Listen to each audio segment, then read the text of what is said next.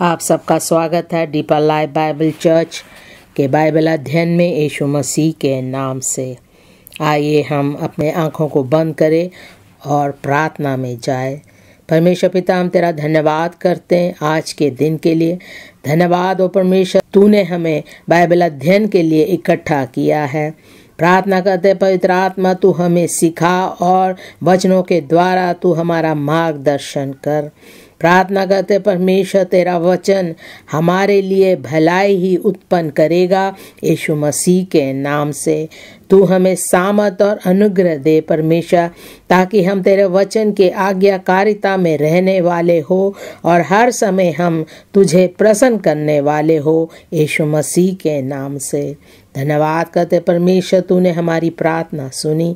प्रभु यीशु मसीह के नाम से मांगते हैं, आमीन।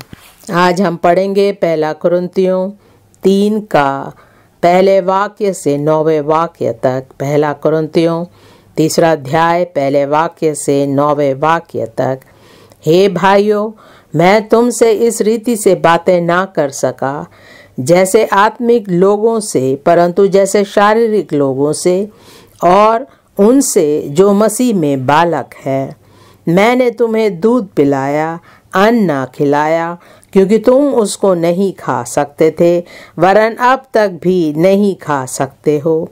तीसरा वाक्य, क्योंकि अब तक शारीरिक हो, इसलिए कि जब तुम में ढा और झगड़ा है तो क्या तुम शारीरिक नहीं और क्या मनुष्य की रीति पर नहीं चलते?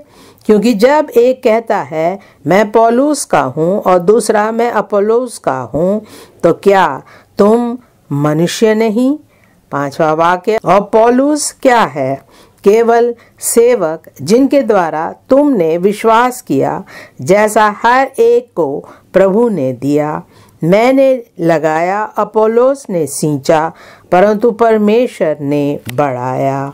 7वां वाक्य, इसलिए ना तो लगाने वाला कुछ है और ना सींचने वाला, परंतु परमेश्वर ही सब कुछ है जो बढ़ाने वाला है। लगाने वाला और सींचने वाला दोनों एक है, परंतु हर एक व्यक्ति अपने ही परिश्रम के अनुसार अपनी ही मजदूरी पाएगा। 9वां वाक्य, क्योंकि हम परमेश्वर के सहकर्मी हैं, तुम परमेश्वर की खेती और परमेश्वर की रचना हो। अभी हमने पहला कुरिन्थियों 3 अध्याय के पहले वाक्य से 9वें वाक्य से पढ़ा और हम देखते हैं कुरिन्थ के जो लोग थे उनकी शारीरिक बातों के बारे में। वो एक बीमारी है, एक रोग है। इसलिए आज का विषय है आत्मिक बढ़ोतरी से पहले शारीरिक रोग से मुक्त होना। आत्मिक बढ़ोतरी से पहले शारीरिक रोग से मुक्त होना। अगर हम परमेश्वर के अनुग्रह में बढ़ना चाहते हैं तो शारीरिक बातों को अपने जीवन से दूर करना जरूरी है। हम यीशु मसीह के ज्ञान में आगे बढ़ते जाएंगे जब हम शारीरिक रोग को अपने जीवन से दूर करेंगे।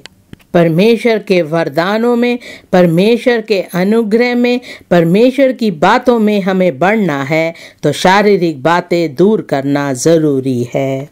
अपने मसीही जीवन में हम केवल एक बालक के समान नहीं जिएंगे।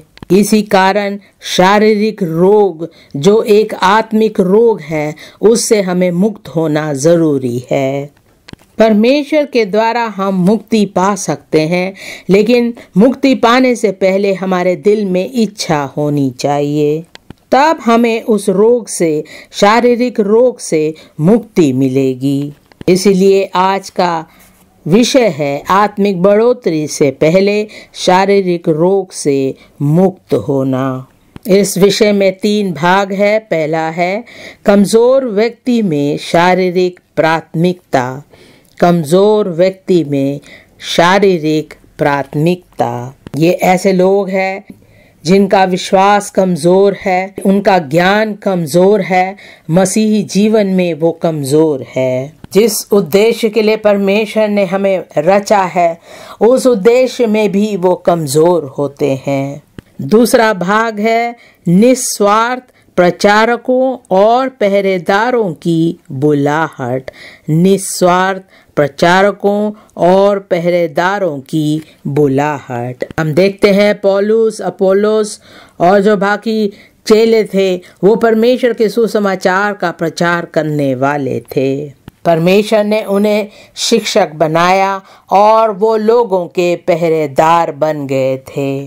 कोरिन्थ के लोग शारीरिक थे, लेकिन ये जो प्रचारक थे और पहरेदार थे ये शारीरिक नहीं थे, ये निस्वार्थ नहीं थे और परमेश्वर के भय में जीते थे।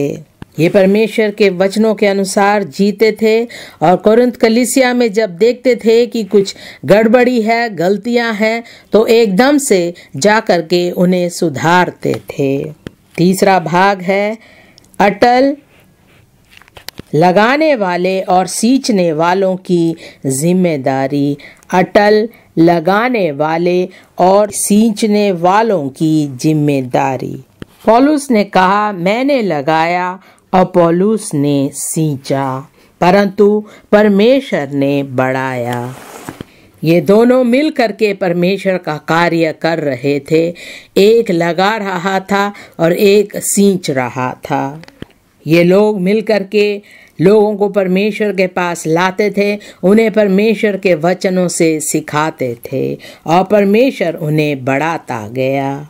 इनमें एकताई थी और एकताई में ये परमेश्वर का काम कर रहे थे। उनका उद्देश्य एक ही था कि वो परमेश्वर के सुसमाचार का प्रचार करे और ये लोगों की मदद कर रहे थे ताकि जो लोग यीशु मसीह को नए रीति से अपना रहे थे उन्हें वो और समझा सके और आगे बढ़ा सके। पहले भाग में आएंगे कमजोर व्यक्ति में शारीरिक प्राथमिकता। पहला कुरिन्थियों 3 अध्याय का पहले वाक्य से देखेंगे। पहला कुरिन्थियों 3 अध्याय पहला वाक्य, हे भाइयों, मैं तुमसे इस रीति से बातें ना कर सका जैसे आत्मिक लोगों से, परंतु जैसे शारीरिक लोगों से और उनसे जो मसीह में बालक है। दूसरा वाक्य, मैंने तुम्हें दूध पिलाया, अन्न ना खिलाया, क्योंकि तुम उसको नहीं खा सकते थे, वरन अब तक भी नहीं खा सकते हो। पौलुस उन लोगों को देख रहा था जो मसीह में बालक है कि वो अभी भी दूध पी रहे हैं, क्योंकि वो अन्न नहीं खा पा रहे थे। अभी तक वो मसीह में पूरी रीति से बड़े नहीं थे। ये लोग अभी भी शारीरिक थे। तीसरा वाक्य, क्योंकि अब तक शारीरिक हो, इसलिए कि जब तुम में ढा और झगड़ा है तो क्या तुम शारीरिक नहीं और क्या मनुष्य की रीति पर नहीं चलते। इन लोगों ने यीशु मसीह को अपनाया, इनका नया जन्म हुआ, ये कलीसिया में आते थे, लेकिन इनमें अभी भी ढा और झगड़े थे। इसलिए पौलुस कहता है कि तुम मसीह में बालक हो और शारीरिक हो। हम देखते हैं कि इन लोगों में शारीरिक रोग था जिससे इन्हें मुक्ति पानी थी। इसलिए इस भाग में हम 3 बातें देखेंगे। पहला है वर्णन, दूसरा है भोजन और तीसरा है ढा और अलगाव। पहली बात है मसीह में शारीरिक बालकों का वर्णन। मसीह में शारीरिक बालकों का वर्णन। इन्होंने मसीह को अपनाया, लेकिन इनके ज्ञान में ये अभी भी शारीरिक थे। इनके मसीही जीवन में ये शारीरिक थे। ये किस प्रकार का भोजन खा रहे थे।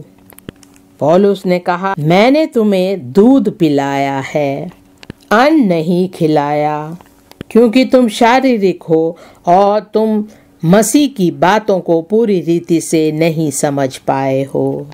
हम देखते हैं कोरिन्थ में शारीरिक विश्वासियों का भोजन। और तीसरी बात, मसीहों में अलगाव और शारीरिक स्वभाव। मसीहों में अलगाव और शारीरिक स्वभाव। जैसे शारीरिक लोग कोरिन्थ में थे, उसी प्रकार कलीसिया में कई बार हम ऐसे शारीरिक लोगों को देखते हैं। परमेश्वर के वचनों के द्वारा पौलुस ने उन्हें हर समय सिखाया और सुधारना चाहा। हमें ऐसा नहीं करना है। हमें परमेश्वर में आगे बढ़ना है, संगति में आगे बढ़ना है, वचनों में आगे बढ़ना है। हमें शारीरिक रोग में बने नहीं रहना है। मसीह में हमें धीरे धीरे नहीं चलना है, लेकिन हमें आगे बढ़ते रहना है। परमेश्वर के पास इस रोग का समाधान है। वो हमें चंगाई दे सकता है और मेरी प्रार्थना है हम सब परमेश्वर के समाधान को समझेंगे और परमेश्वर में आगे बढ़ते रहेंगे। शारीरिक बातों को हम छोड़ देंगे। एक व्यक्ति मसीह को अपनाता है, वो एक सही जीवन बिता रहा है, परमेश्वर की संगति में आता है, लेकिन फिर भी उसके जीवन में शारीरिक रोग होते हैं। कई लोग पूरी तरह से शारीरिक होते हैं। उन्होंने यीशु मसीह को नहीं अपनाया। वो यीशु मसीह के राज्य में जाने के लिए अपने आप को तैयार नहीं कर रहे हैं। वो परमेश्वर के वचनों पर नहीं चल रहे हैं। पूरी तरह से वो अंधकार में है और परमेश्वर का अनुग्रह उन पर नहीं है। और कई लोग ऐसे हैं जो कहते हैं हमने मसीह को अपनाया है, हम एक मसीह जीवन बिता रहे हैं, हम परमेश्वर में हैं, परमेश्वर की कलीसिया में आते हैं, परमेश्वर के वचनों पर चलते हैं। पवित्र आत्मा उनकी गवाही देता है कि ये परमेश्वर के बच्चे हैं। लेकिन फिर भी इन लोगों के जीवन में ऐसा एक शारीरिक स्वभाव है जो मसीह लोगों में नहीं होना चाहिए। रोमियो 8 के 6 वाक्य से हम देखेंगे उन लोगों के बारे में जो पूरी तरह से शारीरिक है। रोमियो 8 का 6 वाक्य, शरीर पर मन लगाना तो मृत्यु है, परंतु आत्मा पर मन लगाना जीवन और शांति है।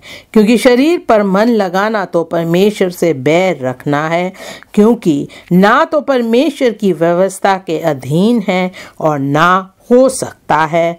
8वां वाक्य, और जो शारीरिक दशा में है वे परमेश्वर को प्रसन्न नहीं कर सकते। जो परमेश्वर में आत्मिक लोग हैं उनमें अनंत काल का जीवन है, लेकिन जो शारीरिक रूप से रोगी है वो लोग मरे हुए हैं। आत्मिक लोगों के जीवन में परमेश्वर की शांति बनी रहती है। 7वें वाक्य में लिखा है, शरीर पर मन लगाना तो परमेश्वर से बैर रखना है। ये ऐसे लोग हैं जो शारीरिक है। ये परमेश्वर से बैर रखते हैं, परमेश्वर के वचनों से बैर रखते हैं। जिन बातों से परमेश्वर प्रसन्न होता है उन बातों से ये बैर रखते हैं। ये ऐसे लोग हैं जो पापी है और शारीरिक है। ये परमेश्वर के अधीन नहीं रहते हैं। परमेश्वर की व्यवस्था प्रेम के अधीन ये नहीं रह पाते। कई बार ये कोशिश भी करते हैं, लेकिन परमेश्वर का अनुग्रह इन पर नहीं होता है। ये लोग शरीर की बातों में रहते हैं और ये परमेश्वर को प्रसन्न नहीं कर सकते। ये आत्मिक रूप से मरे हुए लोग होते हैं और अगर इस दशा में ये मर भी जाए तो ये परमेश्वर को नहीं देख पाएंगे, स्वर्ग नहीं जा पाएंगे। 1 कुरिन्थियों 2 के 14 में हम देखेंगे उन लोगों के बारे में जो मसीह में हैं लेकिन फिर भी शारीरिक है। 1 कुरिन्थियों 2 का 14वां वाक्य, परंतु शारीरिक मनुष्य परमेश्वर के आत्मा की बातें ग्रहण नहीं करता, क्योंकि वह उसकी दृष्टि में मूर्खता की बातें हैं और ना वह उन्हें जान सकता है, क्योंकि उनकी जांच आत्मिक रीति से होती है।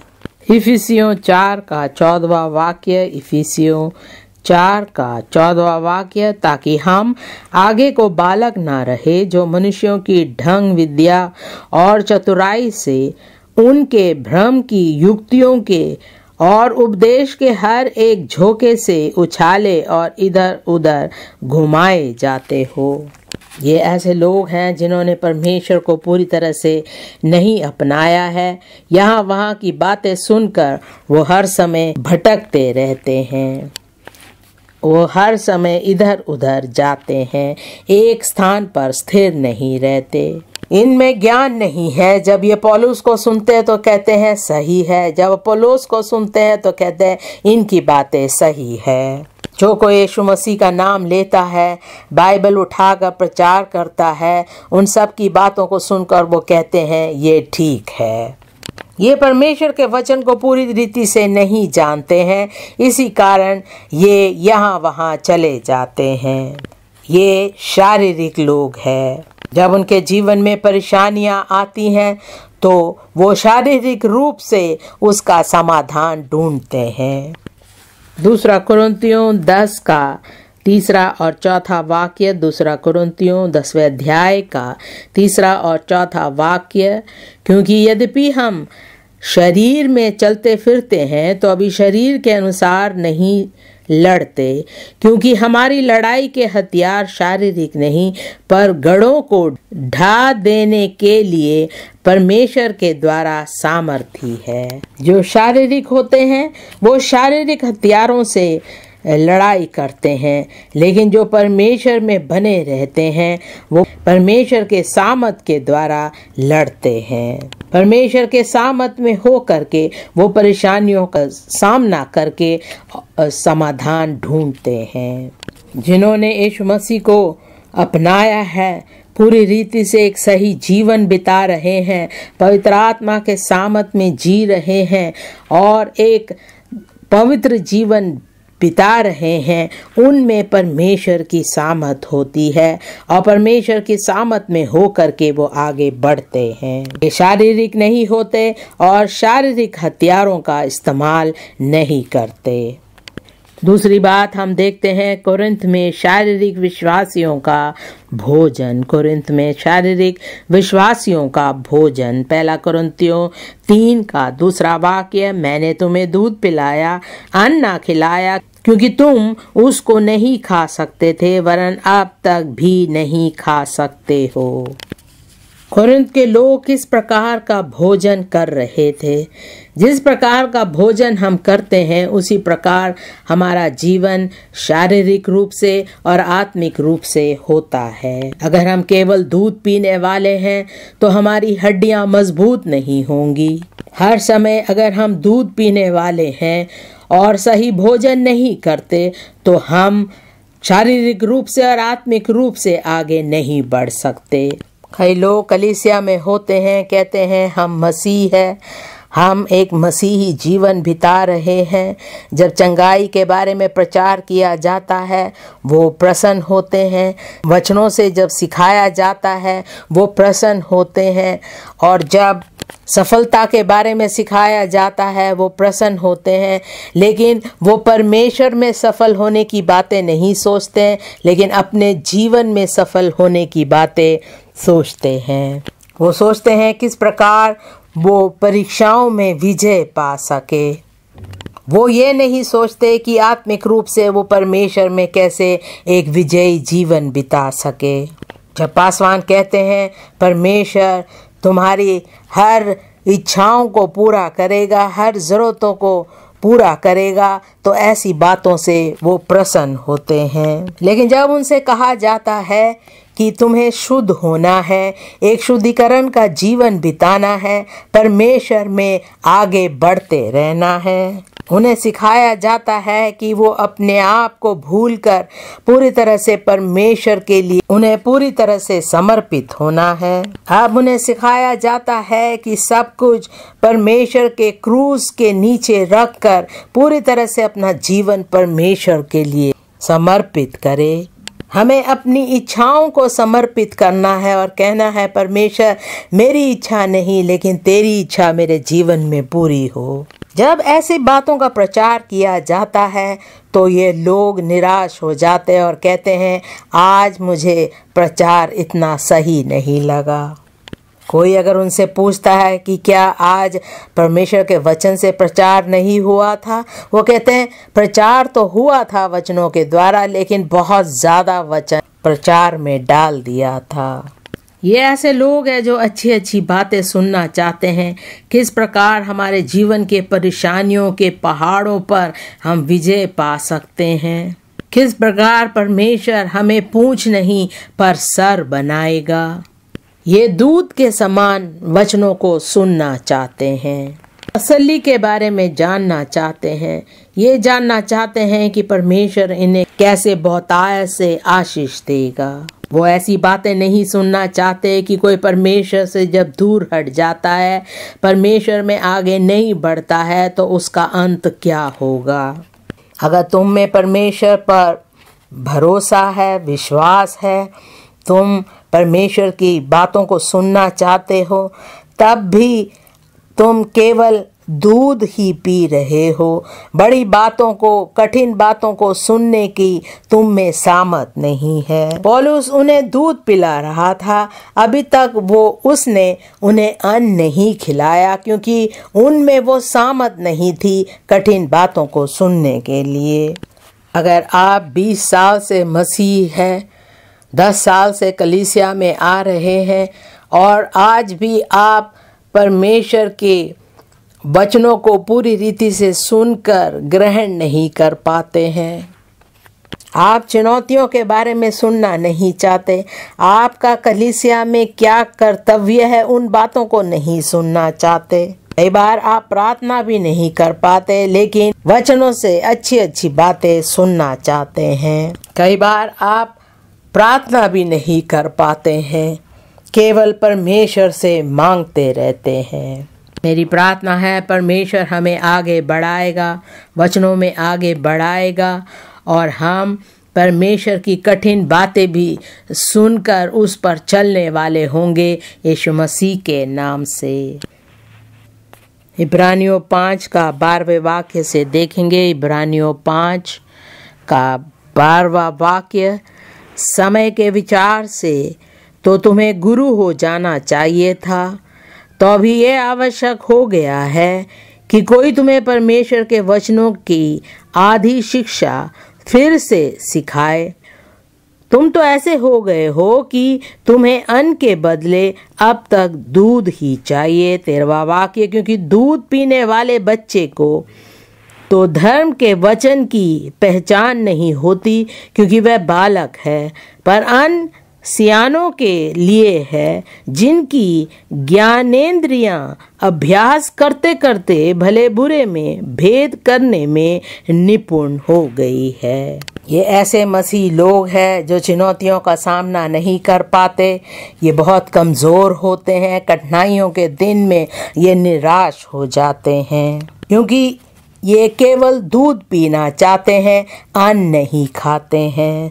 परमेश्वर हमें प्रोत्साहित कर रहा है कि हमें शारीरिक लोगों के समान नहीं होना है, हमें परमेश्वर के वचनों में, बातों में आगे बढ़ते रहना है। मेरी प्रार्थना है परमेश्वर हमें सामर्थ दे, ताकि हम केवल दूध पीने वाले नहीं लेकिन अन्न भी खाने वाले हो और चुनौतियों का सामना करके आगे बढ़ने वाले हो, हम यहाँ वहाँ जाने वाले ना हो, यीशु मसीह के नाम से। लूका 24 का 25वां वाक्य, लूका 24 का 25वां वाक्य, यहाँ पर यीशु मसीह अपने चेलों से जी उठने के बाद बोल रहा है, कह रहा है 25वें वाक्य में, तब उसने उनसे कहा, हे निर्बुद्धियों और भविष्यवक्ताओं की सब बातों पर विश्वास करने वाले में मंदमतियों।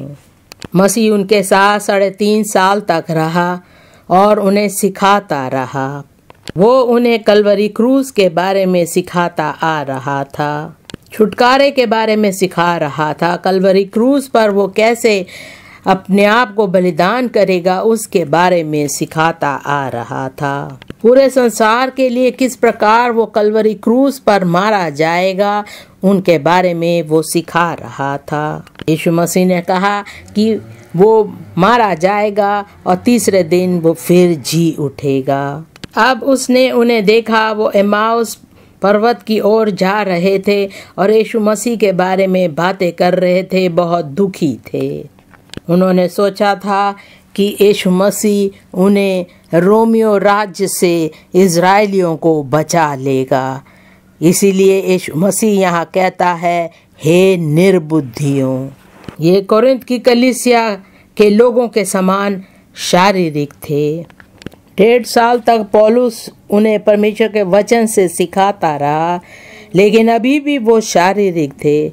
हम देखते हैं 1 कुरिन्थियों 3 अध्याय के 3 वाक्य में, 1 कुरिन्थियों 3 अध्याय 3 वाक्य, क्योंकि अब तक शारीरिक हो, इसलिए कि जब तुम में ढा और झगड़ा है तो क्या तुम शारीरिक नहीं और क्या मनुष्य की रीति पर नहीं चलते।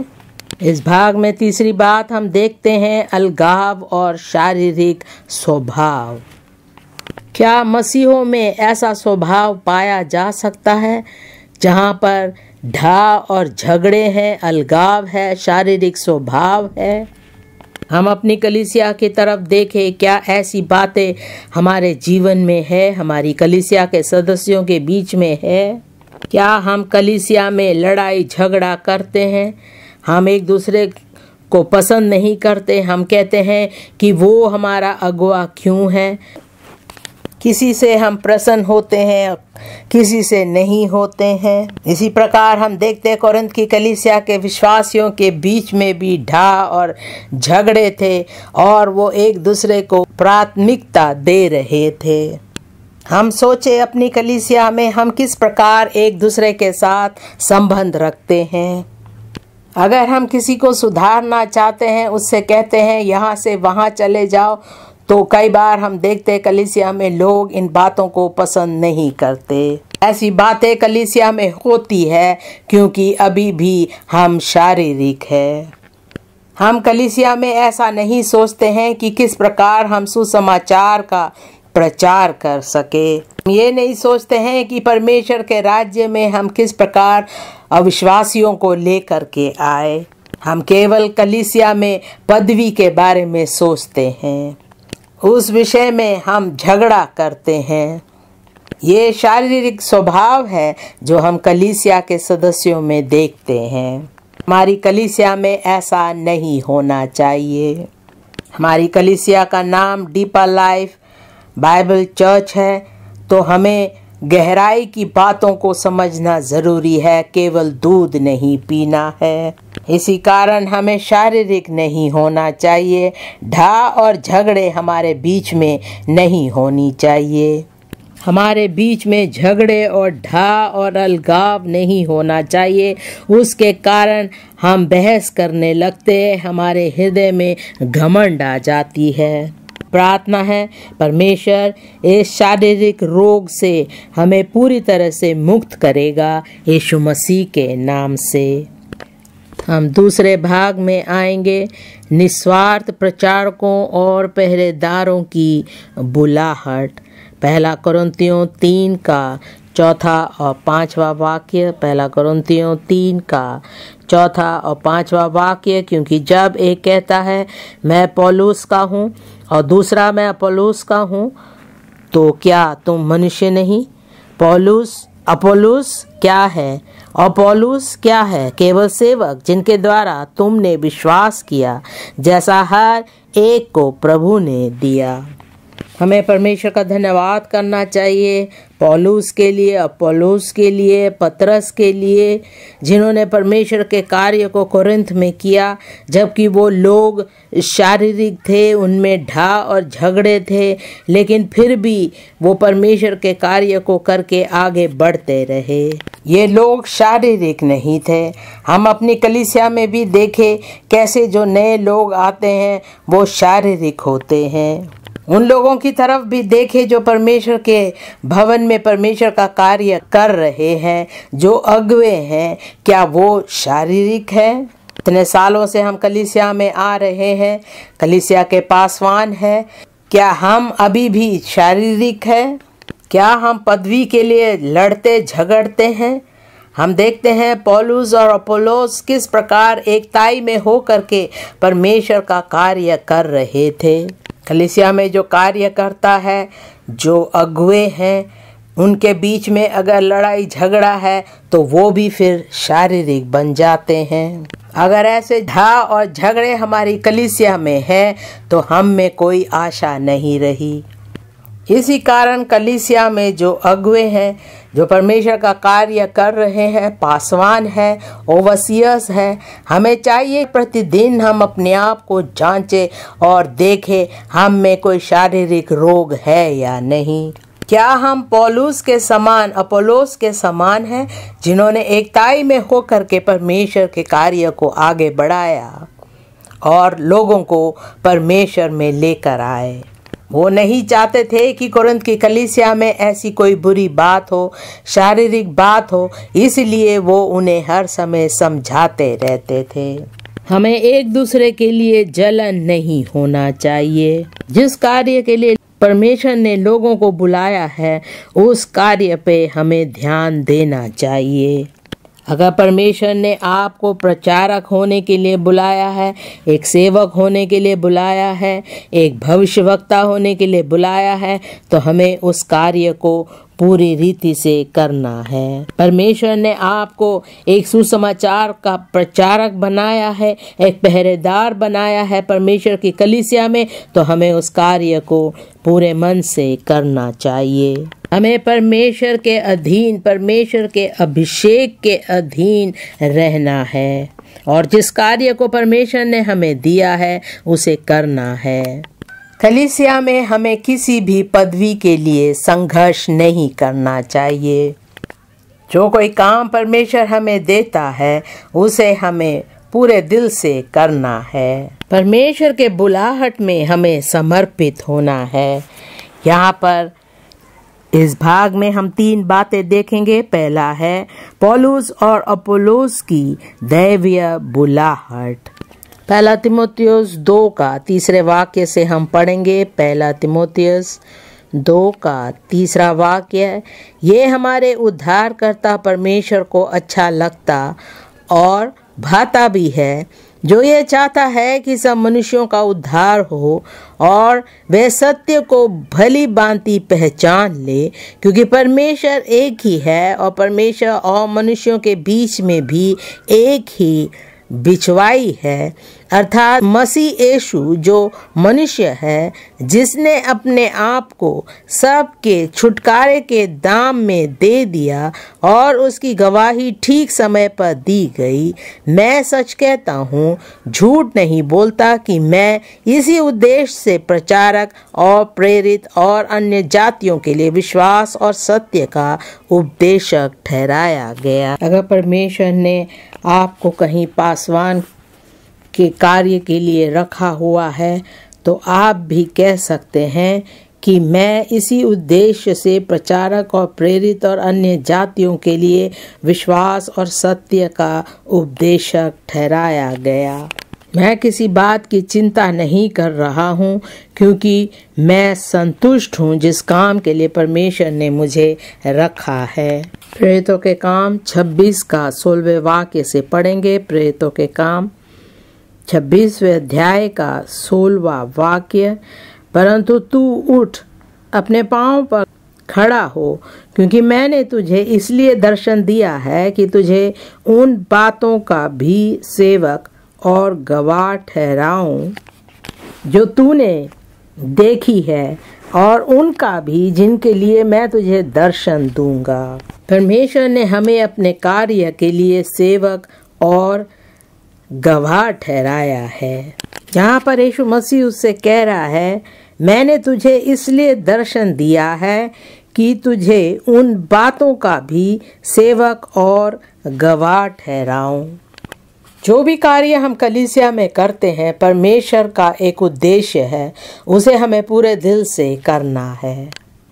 अगर हम सब कलीसिया में जानते हैं कि किस उद्देश्य के लिए परमेश्वर ने हमें वहाँ रखा है, किस उद्देश्य के लिए परमेश्वर हमें स्वर्ग राज्य के लिए तैयार कर रहा है, तो हमारे बीच में धा और झगड़ा नहीं होगा। हम किसी बात के लिए संघर्ष नहीं करेंगे, किसी पदवी के लिए संघर्ष नहीं करेंगे। उसी का 17वां वाक्य, और मैं तुझे तेरे लोगों से और अन्य जातियों से बचाता रहूंगा, जिनके पास मैं अब तुझे इसलिए भेजता हूँ। ये मसीह का उद्देश्य है, इसी कारण वो उन्हें अन्य जातियों के बीच में भेज रहा था। हमारे जीवन में किसी बात का संघर्ष नहीं होना चाहिए। जहाँ कहीं भी परमेश्वर हमें अपने कार्य के लिए रखता है, परमेश्वर के उद्देश्य को हमें पूरा करना है। हमें ये नहीं कहना है कि मैं उससे अच्छा हूँ, मैं उससे बेहतर हूँ, मुझे इस स्थान में क्यों रखा है, मुझे वो ऊंची पदवी क्यों नहीं दी। ऐसा नहीं करना चाहिए। 18वां वाक्य, कि तू उनकी आंखें खोले कि वे अंधकार से ज्योति की ओर और शैतान के अधिकार से परमेश्वर की ओर फिरे, कि पापों की क्षमा और उन लोगों के साथ जो मुझ पर विश्वास करने से पवित्र किए गए हैं मीरास पाए। पौलुस और अपोलोस की बुलाहट पूरी रीति से स्पष्ट थी। इस भाग की दूसरी बात है, प्रचारकों और राजदूतों के लिए अलग अलग कार्य नियुक्त किया गया। प्रचारकों और राजदूतों के लिए अलग अलग कार्य नियुक्त किया गया। 1 कुरिन्थियों 3 अध्याय का 5वां वाक्य। 1 कुरिन्थियों 3 अध्याय का 5वां वाक्य। अपोलोस क्या है और पौलुस क्या है? केवल सेवक जिनके द्वारा तुमने विश्वास किया, जैसा हर एक को प्रभु ने दिया। परमेश्वर ने हमें चुना है और अपने कार्य के लिए अलग किया है। जिस प्रकार परमेश्वर ने हमें पदवी दी है, उसे हमें स्वीकार करना है और परमेश्वर के कार्य में आगे बढ़ते रहना है। हमने परमेश्वर पर विश्वास किया और परमेश्वर ने हमें कार्य दिया है जो हमें करना है। हमें संघर्ष नहीं करना है। ये बातें प्रचारकों के लिए है। अब दूसरी बात, 2 कुरिन्थियों 5 का 18वां वाक्य। 2 कुरिन्थियों 5 का 18वां वाक्य। ये सब बातें परमेश्वर की ओर से है, जिसने मसीह के द्वारा अपने साथ हमारा मेल मिलाप कर लिया और मेल मिलाप की सेवा हमें सौंप दी है। परमेश्वर ने हमें विश्वासी बनाया है। उसने हमें तैयार किया है सुसमाचार का प्रचार करने के लिए। वो चाहता है कि हम परमेश्वर के वचन के प्रचारक और राजदूत हो, ताकि हम बहुत सारे लोगों को परमेश्वर के राज्य में ला सके, पापियों को उद्धारकर्ता के पास ला सके, ताकि इस संसार के पापी लोग अंधकार से, शैतान से मुड़कर सच्चे परमेश्वर के पास आ सके। यीशु मसीह को अपना उद्धारकर्ता मान के उसके राज्य के लिए तैयार हो सके। तब उनका जीवन बदल जाता है, उन्हें एक नया जीवन मिलता है, उनका नया जन्म होता है, परमेश्वर के साथ उनका मेल मिलाप होता है। परमेश्वर ने आपको मेल मिलाप की सेवकाई के लिए रखा हुआ है, लेकिन कई बार हम देखते हैं लोग उस कार्य को जो परमेश्वर ने उन्हें दिया है छोड़कर किसी और कार्य को करने के लिए निकलते हैं। ऐसा नहीं होना चाहिए। जो कार्य परमेश्वर ने हमें दिया है, हम उसमें ही बने रहे। हम दूसरों पर हक जमाना चाहते हैं। हम कहते हैं उससे बेहतर ये काम मैं कर सकता हूँ, मुझे ये काम करने दो। हम कहते हैं जिन लोगों को उस कार्य के लिए रखा है वो सही रीति से नहीं कर रहे हैं, इसलिए मुझे वो कार्य करने दो। जो कार्य परमेश्वर ने हमें दिया है, मेल मिलाप की सेवकाई जो हमें दी है, हमें उसे करना है। सुसमाचार का प्रचार करना, दूसरों को प्रोत्साहित करना, पापियों को अंधकार से निकालकर परमेश्वर की ज्योति में लाना। जहाँ परमेश्वर ने आपको रखा है, जिस कार्य के लिए रखा है, आप उसे पूरे दिल से करें। यहाँ वहाँ जा कर के दूसरों के कार्य में हाथ ना डाले। उसी का 19वां वाक्य, 2 कुरिन्थियों 5 का 19वां वाक्य। अर्थात परमेश्वर ने मसीह में होकर अपने साथ संसार का मेल मिलाप कर लिया और उनके अपराधों का दोष उन पर नहीं लगाया, और उसने मेल मिलाप का वचन हमें सौंप दिया है। इस संसार के लोग जिनका नया जन्म नहीं हुआ है, हमारा कर्तव्य है कि हम उनका मेल मिलाप परमेश्वर के साथ कराए, ताकि जब उनकी मृत्यु होगी वो स्वर्ग जाएंगे। हम कलीसिया में आते हैं, परमेश्वर का कार्य करने के बजाय हम यहाँ वहाँ की बातों पर ध्यान देते हैं। हम सब कुछ अपने अनुसार बदलना चाहते हैं। दूसरों की बातों में, दूसरों के कार्यों में हम हाथ बटाने लगते हैं और अपना जीवन व्यर्थ कर देते हैं, क्योंकि जिस काम के लिए परमेश्वर ने हमें रखा है कि हम सुसमाचार का प्रचार करें, जो पापी लोग हैं उन्हें परमेश्वर के राज्य में लाए, उन बातों को छोड़कर हम अपना समय व्यर्थ कर रहे हैं। पौलुस जानता था किस कार्य के लिए परमेश्वर ने उसे चुना है। वो जानता था उसे परमेश्वर ने एक प्रचारक, एक राजदूत बनाया है, ताकि दूसरे जो अंधकार और पाप में हैं उन्हें ज्योति में ला सके। उसी का 20वां वाक्य, इसलिए हम मसीह के राजदूत हैं, मानो परमेश्वर हमारे द्वारा विनती कर रहा है। हम मसीह की ओर से निवेदन करते हैं कि परमेश्वर के साथ मेल मिलाप कर लो। पौलुस ने ऐसा नहीं कहा जो कार्य परमेश्वर ने मुझे दिया है उसे मैं एक तरफ करके दूसरे कामों में अपना ध्यान बटाऊंगा, ऐसा उसने नहीं कहा। हमें भी इस बात पर ध्यान देना है कि परमेश्वर ने हमें किस काम के लिए बुलाया है। क्या परमेश्वर ने आपको प्रचारक बनाया है, एक पासवान बनाया है, एक ऐसा व्यक्ति जो मेल मिलाप की सेवकाई करता है? किस कार्य के लिए परमेश्वर ने आपको बुलाया है? क्या आप उस कार्य को पूरे दिल से कर रहे हैं?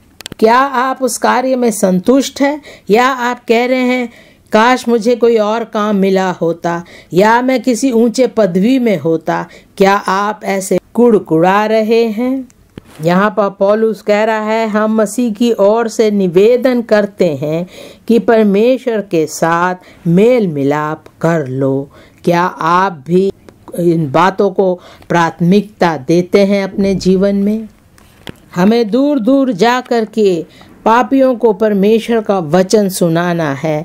ऐसा नहीं कि हम एक स्थान में बैठे हैं और हम सोच रहे हैं कि पापी हमारे पास आएंगे, लेकिन हमें उन तक पहुंचकर परमेश्वर के सुसमाचार का वचन सुनाना है। यीशु मसीह इस संसार में आया ताकि जो खोए और भटके हुए हैं उन्हें ढूंढ निकाले। जो कार्य परमेश्वर ने हमें दिया है हम उसी कार्य को करते रहेंगे यीशु मसीह के नाम से। आप अपनी पत्नी, अपने बच्चों के साथ मिलकर परमेश्वर का कार्य करेंगे, कोई भी आपको निराश नहीं करेगा।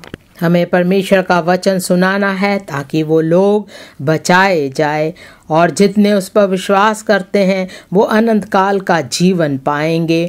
जो परमेश्वर के वचन को सुनकर उसे नहीं अपनाना चाहते हैं वो हमेशा के लिए नाश हो जाएंगे। ऐसा ना हो कि हमारे लापरवाही के द्वारा कोई भी नाश हो। मसीह ने कहा, पौलुस और बरनबास को मेरे कार्य के लिए अलग करो, और कलीसिया के सब लोगों ने उनके सर पर हाथ रख के प्रार्थना किया ताकि वो परमेश्वर के कार्य को सही रीति से कर सके। पुरानी कलीसिया में हम देखते हैं ऐसा ही होता था।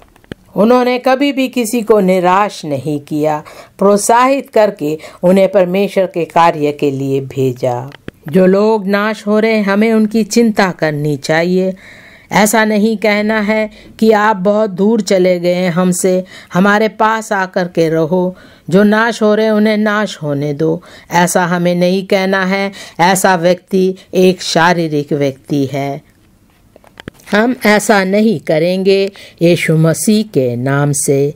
यजिकेल 3 का 17वें वाक्य से पढ़ेंगे। यजिकेल 3 अध्याय का 17वां वाक्य, हे मनुष्य के संतान, मैंने तुझे इज़राइल के घराने के लिए पहरुआ नियुक्त किया है। तू मेरे मुंह की बात सुनकर उन्हें मेरी ओर से चिताना। यहाँ पर परमेश्वर यजिकेल से बातचीत कर रहा है, जिस प्रकार परमेश्वर हमसे और दूसरे लोगों से बात करता है। 17वें वाक्य में लिखा है, हे मनुष्य के संतान, अगर परमेश्वर ने आपको कार्य के लिए बुलाया है तो आप अपना नाम वहां डाल सकते हैं। अगर परमेश्वर किसी को पहरुआ नियुक्त करता है तो हमें उसके विरोध में नहीं कहना है। अगर हम ऐसे करते हैं तो हम परमेश्वर के संतान नहीं हैं। हम परमेश्वर के इच्छा के अधीन नहीं हैं। उसी का 18वां वाक्य, जब मैं दुष्ट से कहूँ तू निश्चय मरेगा, और यदि तू उसको ना चिताए और ना दुष्ट से ऐसी बात कहे जिससे कि वह सचेत हो और अपना दुष्ट मार्ग छोड़कर जीवित रहे, तो वह दुष्ट अपने अधर्म में फंसा हुआ मरेगा, परंतु उसके खून का लेखा मैं तुझी से लूंगा। परमेश्वर ने आपको एक प्रचारक, पासवान या एक राजदूत के तौर पर चुना है, तो हमें उस कार्य को पूरे दिल से करना है। हमें लोगों की बातें सुनकर वो लोग जो पाप में पड़े हुए हैं उन्हें ऐसे ही नहीं छोड़ना है, क्योंकि अगर वो अपने पाप में मरते हैं उनका खून का लेखा परमेश्वर हमसे लेगा। 19वां वाक्य, पर यदि तू दुष्ट को चिताए और वह अपनी दुष्टता और दुष्ट मार्ग से ना फिरे, तो वह तो अपने अधर्म में फंसा हुआ मर जाएगा, परंतु तू अपने प्राणों को बचाएगा। 19वां वाक्य, पर यदि तू दुष्ट को चिताएगा और वह अपनी दुष्टता और दुष्ट मार्ग से ना फिरे, तो वह तो अपने अधर्म में फंसा हुआ मर जाएगा, परंतु तू अपने प्राणों को बचाएगा।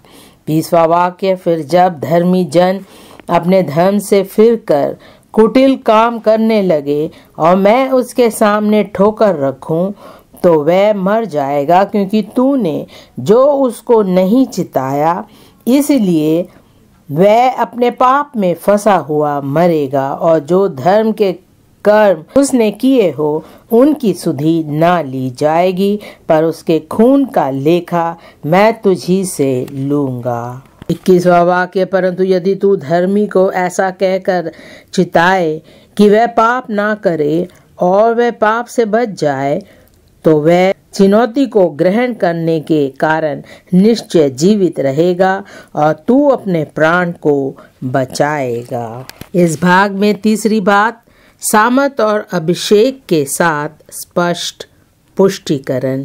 सामत और अभिषेक के साथ स्पष्ट पुष्टिकरण। 1 कुरिन्थियों 3 का 5वां वाक्य। 1 कुरिन्थियों 3 का 5वां वाक्य। अपोलोस क्या है और पौलुस क्या है? केवल सेवक जिनके द्वारा तुमने विश्वास किया, जैसा हर एक को प्रभु ने दिया। जब हम अपोलोस, पौलुस और जो दूसरे सेवक थे नए नियम में, और जो नए नियम में दूसरे सेवक थे, जब उनकी सेवकाई हम देखते हैं, वो परमेश्वर के उद्देश्य को पूरा करना चाह रहे थे। उन पर पवित्र आत्मा का अभिषेक था, परमेश्वर की सामर्थ थी, और उसमें होकर के वो परमेश्वर की सेवा कर रहे थे। जो सामर्थ और अभिषेक इन लोगों के ऊपर था और उन्होंने परमेश्वर के कार्य को पूरी रीति से किया, इसी प्रकार परमेश्वर ने हमें भी चुना है, हमें भी अभिषेक किया है, सामर्थ दिया है, ताकि हम परमेश्वर के कार्य को पूरी रीति से कर सके। सचमुच में हम इनके समान सामर्थ में होकर के अभिषेक पाके परमेश्वर के कार्य को पूरा करेंगे यीशु मसीह के नाम से। रोमियो 15 का 18वें वाक्य से पढ़ेंगे। रोमियो 15 का 18वां वाक्य, क्योंकि उन बातों को छोड़ मुझे और किसी बात के विषय में कहने का साहस नहीं, जो मसीह ने अन्य जातियों की अधीनता के लिए वचन और कर्म और चिन्हों और अद्भुत कामों की सामर्थ से और पवित्र आत्मा की सामर्थ से मेरे ही द्वारा किए, यहाँ तक कि मैंने यरूशलेम से लेकर चारों ओर इल्लुरिकुम तक मसीह के सुसमाचार का पूरा पूरा प्रचार किया। 20वां वाक्य, पर मेरे मन की उमंग ये है कि जहाँ जहाँ मसीह का नाम नहीं लिया गया, वहीं सुसमाचार सुनाऊं। ऐसा ना हो कि दूसरे की नींव पर घर बनाऊं, परंतु जैसा लिखा है वैसा ही हो। जिन्हें उसका सुसमाचार नहीं पहुंचा वे ही देखेंगे, और जिन्होंने नहीं सुना वे ही समझेंगे। यहाँ पर हम देखते हैं पौलुस ने परमेश्वर का कार्य सुसमाचार को लोगों तक सुनाया, जहाँ पर उन्होंने कभी परमेश्वर का वचन नहीं सुना था। मेरी प्रार्थना है हम सब परमेश्वर के कार्य को पूरी रीति से करेंगे यीशु मसीह के नाम से। इस विषय के तीसरे भाग में हम आएंगे लगाने वाले और सींचने वाले की अटल जिम्मेदारी। लगाने वाले और सींचने वाले की अटल जिम्मेदारी। जिन लोगों को परमेश्वर के कार्य के लिए भेजा गया था, जगह जगह वो गए, कलीसिया की स्थापना की और लोगों को परमेश्वर के वचन से सिखाते थे।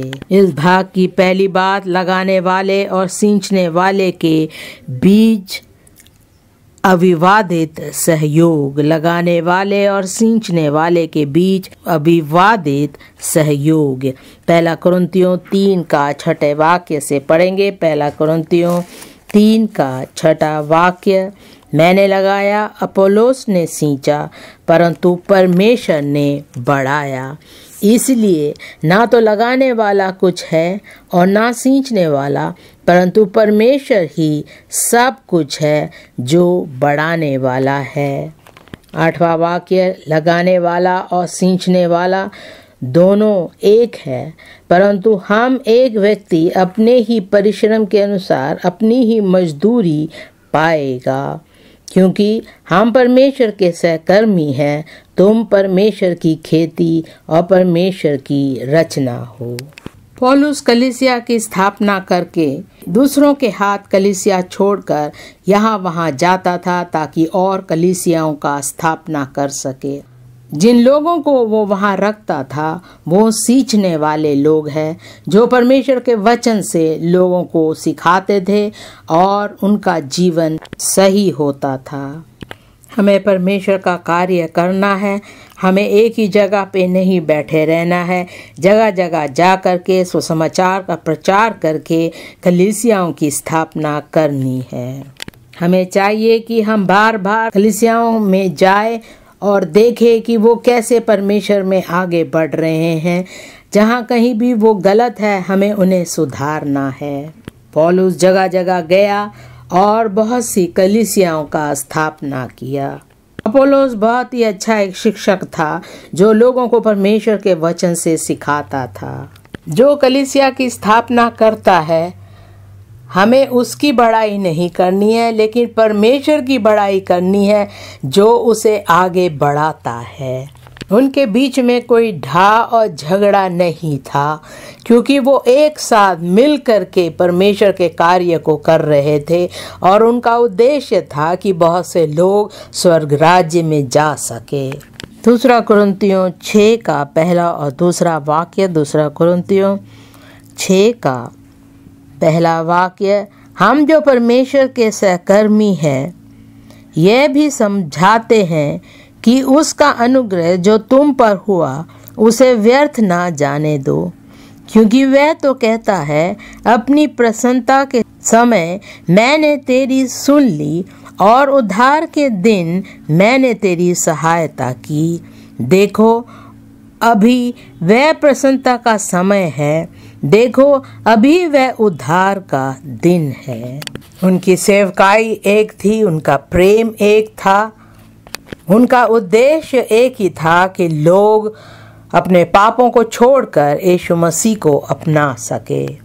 इफिसियों 4 का 11वें वाक्य से पढ़ेंगे। इफिसियों 4 का 11वां वाक्य, उसने कुछ को प्रेरित नियुक्त करके और कुछ को भविष्यवक्ता नियुक्त करके और कुछ को सुसमाचार सुनाने वाले नियुक्त करके और कुछ को रखवाले और उपदेशक नियुक्त करके दे दिया, जिससे पवित्र लोग सिद्ध हो जाए और सेवा का काम किया जाए और मसीह की देह उन्नति पाए। 13वां वाक्य, जब तक कि हम सब के सब विश्वास और परमेश्वर के पुत्र की पहचान में एक ना हो जाए और एक सिद्ध मनुष्य ना बन जाए और मसीह के पूरे ढील ढोल तक ना बढ़ जाए, ताकि हम आगे को बालक ना रहे, जो मनुष्यों के ढंग, विद्या और चतुराई से, उनके भ्रम की युक्तियों के और उपदेश के हर एक झोंके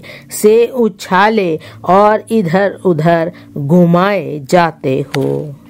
दूसरी बात है शुद्धिकरण में लगातार बने रहना। शुद्धिकरण में लगातार बने रहना।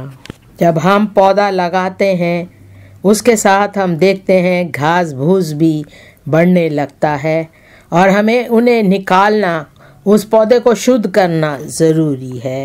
नहीं तो जो कुछ हमने वहाँ उगाया है वो घास फूस उसे नष्ट कर देगा। हमने देखा 1 कुरिन्थियों 3 अध्याय के 7 से 9 तक कि लगाने वाला और सींचने वाला तो कुछ नहीं, लेकिन परमेश्वर ही है जो सब कुछ है और वो बढ़ाता है। और जिस प्रकार हम मजदूरी करते हैं, जिस प्रकार हम परिश्रम करते हैं, वैसे ही हम मजदूरी भी पाएंगे, क्योंकि हम परमेश्वर के सहकर्मी हैं। यूहन्ना 15 का दूसरा वाक्य, यूहन्ना 15 का दूसरा वाक्य, जो डाली मुझ में है और नहीं फलती उसे वह काट डालता है, और जो फलती है उसे वह छांटता है ताकि और फले।